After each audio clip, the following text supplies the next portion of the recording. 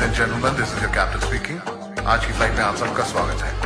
हमारा क्रू आपका बहुत ख्याल रखेगा, लेकिन आपसे एक निवेदन है कि अपनी चोली टाइटली बांध लें ताकि दिल बाहर ना गिर जाए।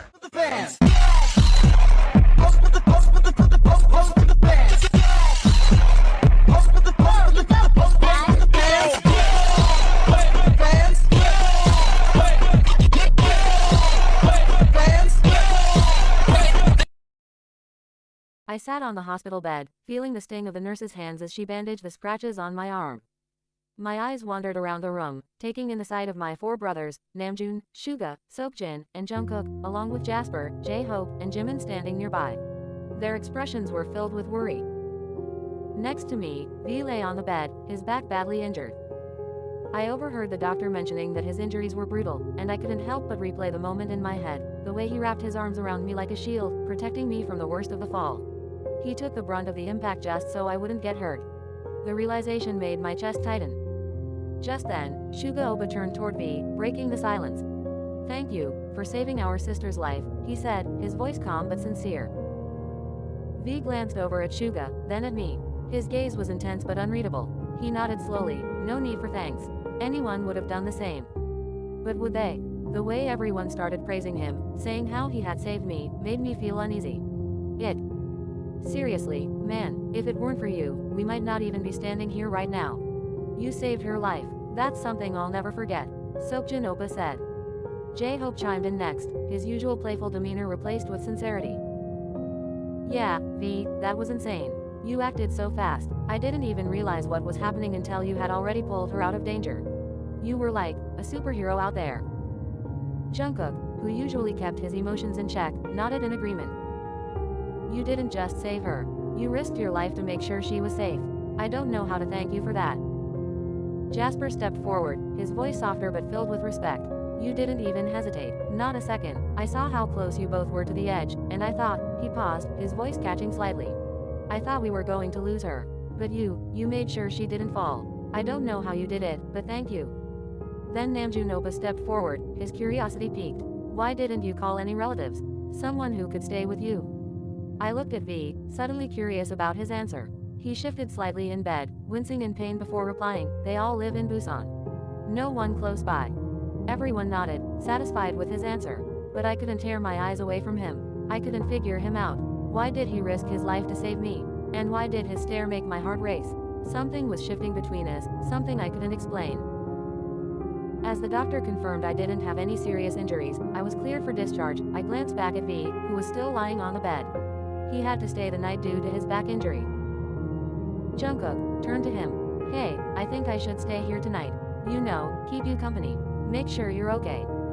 Before V could respond, Jasper grinned and jumped in. "Sounds like a good idea. I'll stay, too. Make it a mini trip, right? Plus, hospital food is underrated." V smiled faintly at both of them. "Thanks, guys. I'd appreciate that," he said, his voice low but sincere. Namjoon Oppa placed a hand on my shoulder, guiding me toward the exit. "Let's go, Jane. You need rest." I nodded and began to walk out with my brothers by my side, but my mind stayed behind in that room with V. As we walked down the hospital hallway, I couldn't shake the image of him lying in that bed, surrounded by my friends. What exactly was I missing? And why did it feel like this was just the beginning of something far more complicated? Taehyung's paw. As I sat on the hospital bed, trying to focus on the conversation, Jungkook and Jasper were in their usual playful, informal mode. They were talking, sharing random stories, and every now and then, they slipped in small details about Jane's life and their group dynamics. It was useful, exactly the kind of information I needed to push forward with my plan regarding Jane. Earning their trust was the first step. But then, Jasper said something that threw me off. "Well, after what she endured, Jane's got us all being even more protective of her," he said, his tone a little more serious than before. I frowned slightly, confused. "What do you mean by that?" I asked, trying to sound casual, but the question was genuine. I had no idea what he was referring to. Jasper smiled a little, but there was a flash of something darker behind it. "Ah, it's nothing, just her cruel past. We don't talk about it much because it's something that makes us all furious, you know. Anyway, it's best left alone." I nodded slowly, but his words lingered. A cruel past, what could he possibly be talking about? Jane didn't seem like someone who carried that kind of weight with her, but then again, I didn't really know her, did I? But one thing was for sure, if I could figure out what had happened to her, I could use it to my advantage. I just had to be careful, very careful. The next day, after Jungkook and Jasper had headed home, I had casually mentioned that my friend was coming over. I had to keep Kong-hoon away from them. They'd easily recognize him as my Hung's friend, and that would raise too many questions. So, hoping that would be enough to create a distraction, I waited anxiously, my heart pounding in my chest, until the door swung open and Kong-hoon stepped in. "I'm sorry I messed up last night," he said, surrendering almost immediately as he made his way toward me. I sighed, feeling the irritation bubbling just beneath the surface. "It's fine," I replied. He sat beside me, a casual posture that was at odds with the seriousness of our situation. "Now, what happened with them?" he asked, genuinely curious. I couldn't help but smile a little, the plan I devised starting to bear fruit. "They all started getting too friendly with me, just like I wanted." Kong-hoon nodded, a smirk forming on his lips. "See, it was great that I tampered with Jane's bike, mistakenly, of course. She's the heart of them, more than J-Hope. You should have told me to tamper with Jane's bike instead of J-Hope's, don't you think?" His comment struck a nerve, and I felt frustration wash over me. I turned to him, locking my gaze on his. "You don't get it, do you? Yes, I know I could have, but risking her life. That's something else entirely." Kong-hoon raised an eyebrow, skepticism etched on his features. "So you're saying you didn't want to risk her life?" I sighed, leaning back against the pillow, trying to gather my thoughts. "It's not about that. Saving a guy is one thing, saving a girl who's already terrified, that's something else entirely. J-Hope might be scared, but he's a guy. He'll handle it. Jane, she's different. I couldn't just let anything happen to her deadly." Kong-hoon narrowed his eyes, clearly unconvinced. "You're trying to convince me you have some kind of protective instinct towards her. That's not like you. You realize this is a risky game you're playing, right? You're getting emotionally involved, and that could ruin everything." "I know what I'm doing," I said firmly, but even I could hear the uncertainty in my voice. "I just need to stay focused." Kong-hoon studied me for a moment, and then nodded, though I could tell he still had doubts. "Just be careful, Taehyung. This can backfire if you're not careful. And remember, the more you get involved, the harder it will be to pull away when the time comes." I took a deep breath, trying to shake off the apprehension that lingered. "I'll be careful, I promise." But as I said it, I couldn't shake the feeling that things were getting increasingly complicated, and I was treading on dangerous ground. As we talked, Kong-hoon excused himself to the hospital restroom, leaving me alone with my thoughts. I had just started to relax when a knock on the door sent my heart racing. I turned to see Jane standing there, holding a bouquet of flowers. "Hello, how are you now?" she asked, her voice bright yet laced with concern. I straightened in my seat, my smile genuine. "Now I'm good, after seeing you." She returned my smile, and for a moment, everything else faded away. But then I remembered Kong-hoon was in the restroom. What if he walked out and she saw him? Panic surged through me, and I fumbled for my phone. I texted Kong-hoon quickly, urging him to stay put. Just as I was about to breathe a sigh of relief, Jane's gaze fell on my phone. "Don't you think it's a bit strange that I'm standing here and you're texting someone?" I chuckled nervously, attempting to brush off the moment. "Actually, I'm just texting my mom. She must be worried." She nodded, but I could see the flicker of doubt in her eyes. The tension in the room was palpable as she took a step closer, her expression unreadable. With a gentle gesture, she extended the flowers toward me. "Here, Jasper asked me to give you these," she said, her voice soft but anxious. I accepted the bouquet, feeling the weight of the petals in my hands. "Thanks," I replied, smirking to lighten the mood. "Jane's paw." I let out a long, heavy sigh as I settled onto the couch, the events of last night still swirling in my mind. I turned to him, locking eyes, and said, "Actually, I couldn't thank you last night for saving my life, so, thank you so much. I owe you this." He smiled, a warm expression that lit up his face. He patted the space beside him on the bed, beckoning me closer. "Thanks me from near. I can't hear you from over there," he teased, his voice playful. I narrowed my eyes at his boldness, my heart fluttering uncomfortably. "Don't you think you have the audacity to talk?" I shot back, trying to mask the fluster that was creeping up my cheeks. He chuckled, the sound smooth and enticing. "If you owe me, just come here and do what I said. Then you won't owe me anymore." With an exasperated sigh, I pushed myself up from the couch, walking hesitantly toward him.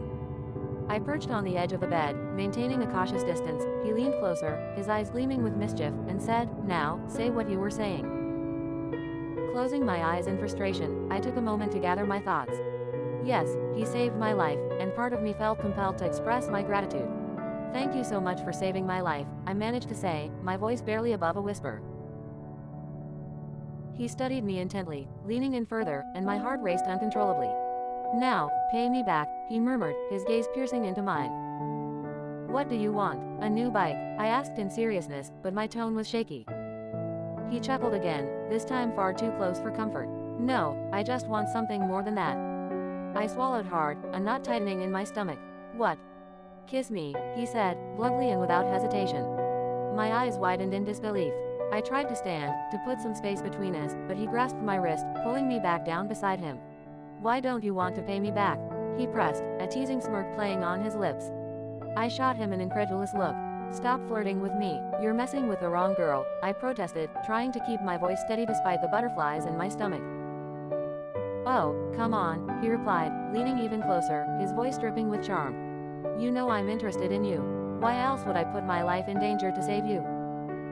His words made my heart flip, stirring a mix of emotions I couldn't quite identify. I'm not going to kiss you. Ask for something else, I insisted, my cheeks burning. Oh, so the kiss is more important than your life, he teased, leaning in even closer. You can't even just kiss me. I let out an exasperated sigh, my defenses crumbling as I grappled with my thoughts. All right, but just one kiss, I conceded, my heart pounding in my chest. A triumphant smirk spread across his face as he leaned in closer, the air thick with anticipation. Until I'm satisfied, he whispered, his breath warm against my skin. My cheeks flushed a deep crimson as I gulped hard, my mind racing with what I had just agreed to. I tried to convince myself that kissing him was no big deal, just a way to break free from this sense of indebtedness. Taking a deep breath, I leaned closer, feeling a mix of apprehension and excitement. He closed his eyes, and I followed suit, surrendering to the moment. The instant our lips touched, an electric jolt surged through me, sending my heart racing. It was a soft, tentative connection, and before I could process the sensation, I pulled back, flustered. His eyes fluttered open, revealing a teasing glint. When are you going to kiss? He asked, amusement dancing in his tone. I shot him an incredulous look. I just did. He chuckled softly, shaking his head. You call that a kiss? You should really take lessons on how to kiss. Now do it again, and this time, suck it too. My breath caught in my throat, heat flooding my cheeks as his words washed over me. I fought against the swell of emotions threatening to overwhelm me, but my body betrayed my mind. I leaned in once more, heart racing, anticipation swirling around us. He closed his eyes again, an enticing vulnerability that drew me in like a moth to a flame. I pressed my lips against his again, this time with more intention, feeling the warmth radiating between us. I took his lower lip gently between mine, sucking on it softly, and the sensation ignited a fire deep within me. Oh my God, Jane, what are you doing? My mind raced with the realization that he was just a man, a reckless man, but my body was already lost in the moment. I pulled back slightly, searching for his reaction. He opened his eyes, a playful smirk dancing on his lips. Tongue, who will use it? He teased, the challenge hanging in the air. With a huff of frustration, I retorted, shouldn't it be better if I kill you? Said that I try to stand, but before I can stand he seized my wrist, pulling me down with a force that sent my heart pounding. I found myself lying beside him, his body hovering over mine, and the heat radiating from him was intoxicating. Now see carefully what a real kiss is, he murmured, his breath warm against my skin. As he leaned in, everything else faded away, the world around us, my worries, even my pride. He captured my lips again, but this time it was different. His kiss was deep and possessive, igniting a passion that coursed through my veins. My heart raced as I felt his warmth enveloping me, drawing me in like a tidal wave. I was frozen, my senses overwhelmed. His lips moved against mine with a fervor that stole my breath away, and I felt his hand slide to my waist, pulling me closer. I tried to push against his chest, but he didn't budge, anchoring me in place as he deepened the kiss. He parted my lips effortlessly, slipping his tongue inside my mouth with a hunger that sent shockwaves through my body. I gasped against him, my heart soaring as every nerve in my body ignited. It was unlike anything I had ever felt before, raw, desperate, and utterly consuming. I had never experienced such intensity, and I found myself surrendering, my resolve melting away under the weight of his kiss. He was devouring me, savoring every moment, and I found myself wanting more, craving the heat between us like a drug. But just as I began to respond, matching his fervor with my own, he pulled back, both of us gasping for air. Our eyes locked, the space between us crackling with electricity. See how easy it is to lose control, he whispered, his voice a husky murmur that sent another shiver down my spine. You're not as indifferent as you pretend to be. I opened my mouth to protest, but no words came. My mind was a haze of confusion and longing. Instead, to push him, I pulled him back to me, capturing his lips again, this time with an urgency of my own. I kissed him fiercely, feeling emboldened by the taste of him, the heat of our bodies, and the closeness that felt intoxicating. His hands gripped my waist tighter, and I felt his fingers explore the small of my back, tracing patterns that sent jolts of pleasure through me. I lost myself in the rhythm of our kisses, the way our mouths moved together, syncopated and harmonious, as if we were creating a language only we understood. Just when I thought I could never get enough, he pulled back again, a smirk tugging at the corners of his mouth. "Not bad for a first lesson," he teased, his eyes glinting with mischief. I felt the heat rush to my cheeks, both embarrassed and exhilarated. "I'm not done yet," I shot back, emboldened by the desire still simmering between us. Without waiting for his response, I leaned in once more, determined to explore the depths of this newfound connection.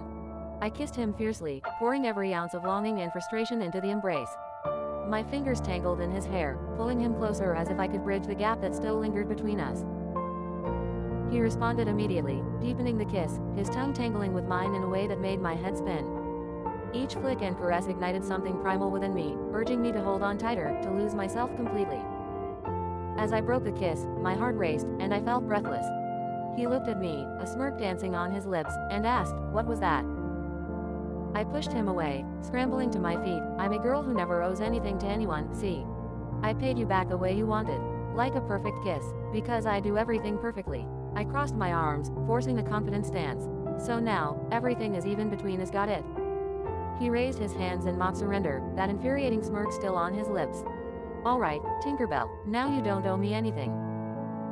Frustration boiled within me as I turned away, desperate to escape the whirlwind of emotions he had stirred inside me. But as I walked away, my heart still raced, knowing that this moment had changed everything between us, and I couldn't shake the feeling that I wanted more. Taehyung's paw. Sitting on the edge of my bed, I felt the weight of everything crashing down on me. I collapsed onto the pillow, burying my face in the soft fabric as I tried to collect my thoughts. I groaned into the pillow. "What the hell is happening?" I muttered to myself, the reality of the situation sinking in. This is not how it's supposed to be. The memory of Jane's lips against mine played on a loop in my mind, and I could almost feel the warmth of her kiss lingering on my skin. "No, no, no. Taehyung, you can't feel this way. You're supposed to be focused, hell-bent on revenge. How could a simple kiss affect me so deeply?" Just then, I heard the bathroom door creak open. I sat up quickly, trying to shake off my turbulent thoughts before Kang-hoon stepped out, surprise etched on his face. "Did you make her kiss you?" he asked, eyebrows raised, as if he couldn't believe what he was seeing. I ran a hand through my hair, trying to play it cool. "Yeah, something like that." "What the hell, how did you pull that off? She's Jane, you know." He chuckled, but I could see the genuine curiosity in his eyes. "Oh God, Taehyung, you really are a mastermind. You know how to seduce girls." I tried to laugh along, but deep down, something felt off. A strange knot twisted in my stomach, a mix of pride and confusion. Yes, I had managed to get a kiss from her, but the implications were far more complicated than I had anticipated. I wasn't just playing a game anymore, I was losing control. Jane's paw. I sat in front of the piano, adjusting the sheet music and letting my fingers hover over the keys. Just then, I heard footsteps approaching, and when I looked up, I saw Doyeon entering the room. I greeted him with a bright smile, trying to hide the flush in my cheeks as memories of tomorrow's kiss with V surged back. "Good morning," he said warmly, taking a seat beside me. "You look pretty happy today, huh?" His words caught me off guard, and I blushed even more. "Oh, it's nothing," I said, laughing it off. He gave a knowing nod, accepting my answer without pressing further, and we began the lesson. For the first few minutes, I tried to follow his guidance, but my mind was a mess. Every note blurred, my fingers hitting the wrong keys as I got lost in thought. Finally, he stopped and looked at me seriously. "Jane, you're not focusing at all," he said gently, concern in his eyes. I bit my lip, feeling embarrassed. "I'm sorry," I mumbled, shifting awkwardly on the bench. He tilted his head, his voice softening. "Is something on your mind? If there's something you want to talk about, I'm here." His words made my heart flutter, and after a moment of hesitation, I nodded. "There's someone who's confusing me," I admitted quietly. "I don't know what to make of it. I want to understand him, but I'm also scared that I'll get hurt." Doyeon looked at me, a hint of surprise flashing in his eyes, but he quickly composed himself. "It sounds like you're interested in someone," he said thoughtfully, his voice Warm and encouraging. I nodded, feeling vulnerable. I think I am, but it's so confusing. One moment, I want to be close to him, and the next, I'm terrified. He smiled gently, his expression understanding. At first, it's always confusing. Those early feelings can be overwhelming. But with time, everything will become clearer. And when fate brings someone into your life, nothing will be able to keep you apart, no matter how scared you are. His words seemed to calm the turmoil inside me, and I felt a weight lift off my chest.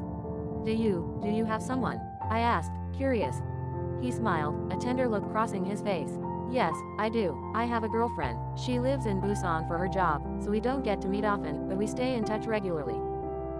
I felt a pang of something, maybe envy, at his clear affection for her. She must be really beautiful, I said, offering a smile. His face brightened, and he pulled out his phone, scrolling through his pictures. She is, he said proudly, before showing me a picture of them together. I froze, eyes widening in surprise.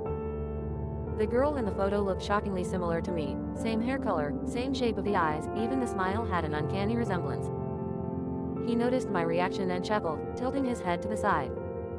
She looks a lot like you, doesn't she? He asked, genuinely puzzled. I nodded slowly, my gaze still locked on the photo.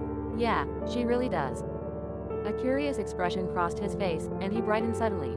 Wait, let me video call her. You should see for yourself. He tapped on her contact, and I watched the phone ring, my heart beating a little faster. But after a few seconds, the call ended without an answer. He sighed, making an exaggerated pout that made me chuckle. She's probably busy, I said, trying to lighten the mood. I can talk to her another time. He nodded, a soft smile returning to his lips. Yeah, she's usually working around this time. You're right. He pocketed his phone and gave me a playful nudge. All right, enough distractions. Let's focus on the lesson now, okay? I laughed, feeling more at ease. Okay, no more distractions, I promise. With that, we both turned our attention back to the piano, diving into the lesson with a renewed focus. At night, J's squad were all sprawled across the living room, laughter echoing around the space as we chatted. Jungkook kept nudging me in the ribs, and I retaliated with pinches, adding to the mix of laughter. Jasper walked in just then, finishing a phone call. He looked at me with a serious expression. So, it turns out my hunch was right, someone really did mess with your bike. That's why it went out of control. The room went quiet, all eyes turning toward him. J-Hope, looking genuinely concerned, spoke up first. Why would anyone want to tamper with her bike? I tried to brush it off with a half-hearted chuckle. Honestly, it's either someone trying to kill me or someone trying to create a dramatic save-the-day moment. A way to get close, maybe. Everyone exchanged wary glances, processing the news. Jasper leaned forward, watching me closely. Are you saying it might be V? I shrugged. I'm not saying that, but it's strange. Nothing like this has ever happened before. Everyone seemed tense. J-Hope finally broke the silence, shaking his head slowly. I don't think it's V. Why would he risk his own life? He was with you when it happened. The others nodded in agreement, the atmosphere shifting as they seemed to relax a little. Jungkook cleared his throat, steering the conversation in a different direction. All right, we will find out, but Jasper, what about that girl you were dealing with? Any updates? Jasper rolled his eyes, exhaling loudly as he leaned back on the couch. Nah, and I'm not wasting any more energy on her. She's just clueless. Now it was my turn to be curious. Wait, what girl? Jimin snickered, leaning forward as he explained. So, on race night, Jasper saw this girl with her boyfriend's friends. They were getting a little too close, like they were trying to take advantage of her while her boyfriend was away. Jasper jumped in, played the hero, saved her from those creeps, and she just walked off with her boyfriend without even saying, thanks. Jasper shook his head, laughing with everyone else but still looking annoyed.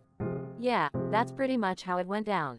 But it gets worse. I saw her again this morning at the store, and she looked rough, like someone had hurt her.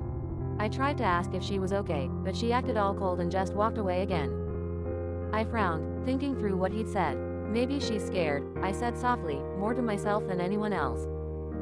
Jasper looked at me, eyebrows raised. Scared of what? Maybe, of her boyfriend, I suggested, choosing my words carefully. She could feel trapped or be afraid he'll retaliate if she doesn't stick by him. Jasper sat back, the wheels clearly turning. I didn't even think of that. I just figured she was into that kind of guy, like maybe she thought she could change him or something. The group fell silent, everyone reflecting on this new perspective. Jasper, after a moment of thought, nodded slowly. I might have been too quick to judge her. She might need more help than she's letting on. Everyone nodded, the mood sobering as we all shared a look of quiet determination. The next day, I found myself sitting on the rooftop of the university, the cool breeze brushing against my face as I dangled my legs over the edge of the wall. Just as I lost myself in the peacefulness, I heard footsteps approaching. I turned my head and saw V making his way toward me. My eyebrows furrowed. What was he doing here? "Oh, it's you," he said casually, as if surprised to see me. "I just came up to get some fresh air." I rolled my eyes and made a face. "Jasper or Jungkook?" I asked, not buying his innocent act. He chuckled, a low sound that seemed to vibrate through the air. "Jasper," he admitted. "He said you come up here often. I didn't see you anywhere else, so I figured this would be your spot." I didn't respond, just watched as he sat beside me, his legs dangling over the edge like mine. We sat in silence for a moment before I broke it. "Why were you looking for me?" I asked, not really expecting a straight answer from him. V tilted his head back, looking at the sky as if the answer was hidden up there. "Didn't I tell you already? I'm interested in you, so it's pretty clear why I was looking." I sighed and gave him a sidelong glance. "You're really wide and open-mouthed, you know that." He chuckled again, leaning slightly toward me, closing the space between us just enough to make my heart race a little. "I say what I feel, Tinkerbell. And trust me, I'm not one to lose interest easily." I held my breath, his words hanging in the air between us. His gaze slowly dropped to my lips, lingering there, making the air between us thick with something unspoken. "Do you still feel my lips on yours?" he asked, his voice low, teasing. The memory of that kiss flashed in my mind, but I wasn't about to let him have the satisfaction of knowing it. I pushed his chest, creating some distance between us. "Oh please, mister. New and naive, I've kissed a million times, yours was just another one for the collection. Nothing special, nothing memorable. Just average, really." He smirked, his eyes narrowing as he nodded. "Average, huh?" There was a brief silence before his expression shifted, becoming more serious. "You know, I've seen a lot about you. Articles, news reports, I read how you humiliated your boyfriends in front of the whole university. I've been curious about that. Why'd you do it?" My mood shifted instantly, my body stiffening. I looked away, staring at the skyline, trying to calm the storm building inside me. "He got what he deserved," I muttered. "You know he's in a coma now, right? Don't you think it's too much to say that?" His voice wasn't accusing, but it wasn't soft either. He was challenging me, trying to see if I had any regrets. But I didn't, not for him. I swallowed, the weight of his words pressing down on me. The image of Kim Soo-jin lying unconscious flashed in my mind, but I pushed it aside. He didn't know the full story, no one did. Taehyung's pa. The sun hung low in the sky, casting long shadows across the rooftop where Jane and I sat. I had asked her a question I'd been dying to know the answer to. Would she regret her actions? Would she reveal a flicker of remorse for what she had done to my brother? I turned to her, my breath held as I awaited her response. She met my gaze, and for a moment, I thought I saw something in her eyes. Was it regret? "Yeah, I was shocked to hear that he got into an accident and is in a coma," she said, her voice steady. My heart skipped a beat, the tiniest glimmer of hope igniting within me. Perhaps she did feel guilty. But then she continued, "Like how someone can lucky that much. He just got rid of me that easily. Now he's lying there, completely useless, and it makes me sick. I want him to beg for me for the rest of his pathetic life, to realize what he lost. Look where his cowardice got him, hospitalized, helpless, and utterly alone."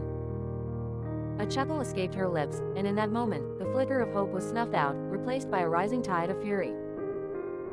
Every word she spoke fueled my anger, and I felt a primal urge to push her off this roof, to let her feel just a fraction of the pain she had inflicted.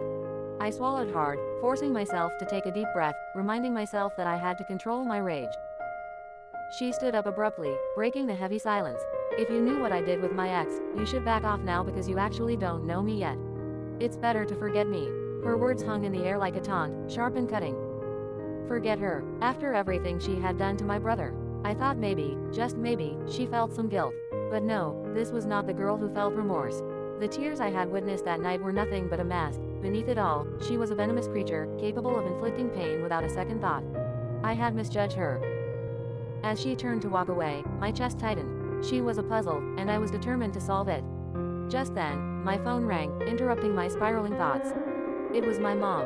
Her voice was shaky as she spoke, sharing the news that Jane's older brother had started striking deals with my dad's business, taking all the tenders for himself, and now my dad falls sick. My heart sank as I processed the information. The anger and hatred I felt for Jane surged within me, boiling over as I realized the depths of her cruelness. With clenched fists and a mind racing with plans for revenge, I stared after her retreating figure. I would make her pay for every wound she had inflicted on my brother, on my family. She might think she was the one in control, but I would bring her down. Just wait. As I walked through the bustling corridor, the familiar cacophony of student chatter and laughter echoed around me. My mind was preoccupied with the revenge, but that focus shattered the moment I turned the corner and caught sight of the J Squad leaning casually against the wall. My heart sank as I noticed the 3 students, 2 girls and a guy, sitting on the ground, their faces painted with embarrassment while juniors hurled ketchup at them, the red condiments splattering against their clothes. Laughter erupted around them, a cruel symphony of mockery. Then, there was Jane. My gaze locked onto her as she leaned closer, her expression shifting from amusement to something darker. "Oh, this is boring now. Let's try something new," she said, her voice teasing and laced with a thrill that sent a shiver down my spine. A knot formed in my stomach as I watched her pull out a lighter, its metallic surface glinting ominously in the fluorescent light. She knelt in front of one of the girls, a mischievous smile playing on her lips as she snatched the girl's wrist. "Jane, don't," I shouted, my voice cutting through the laughter, but she didn't seem to hear me. With a swift movement, she placed the lighter beneath the girl's hand.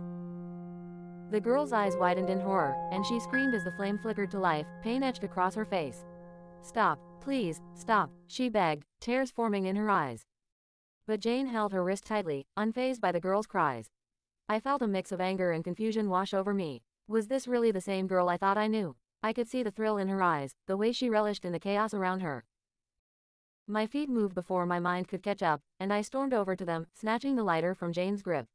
"What the hell are you doing?" I demanded, my voice laced with urgency and disbelief. As I held the lighter away, I felt the weight of the J Squad's gaze on me. They were watching intently, their expressions a blend of curiosity and surprise.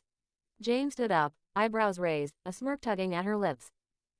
"What do you think?" she replied, crossing her arms defiantly, the sarcasm dripping from her voice. I looked at her, searching for any hint of the girl I thought I knew. "This isn't a game, Jane. You can't just do this to people." Her eyes glinted with mischief. "Oh, but it is a game, Mr. New. And you're just trying to ruin my fun," she shot back, her tone mocking yet strangely alluring. "Fun? You're torturing her," I retorted, pointing at the girl who was still whimpering in pain. Jane shrugged, her expression unfazed. "You think they don't deserve it? This world is cruel, and I'm just teaching them a lesson," she said, her voice cool and collected. My heart raced, caught between anger and a strange fascination. I wanted to understand her, to shake her out of this facade, but the more she spoke, the more I realized I didn't recognize her at all. "Let her go, Jane. Just stop this," I said, feeling the frustration bubbling beneath the surface. With a flick of her hair, Jane took a step closer, her eyes locking onto mine. "And what if I don't?" she challenged, a sly smile creeping onto her lips.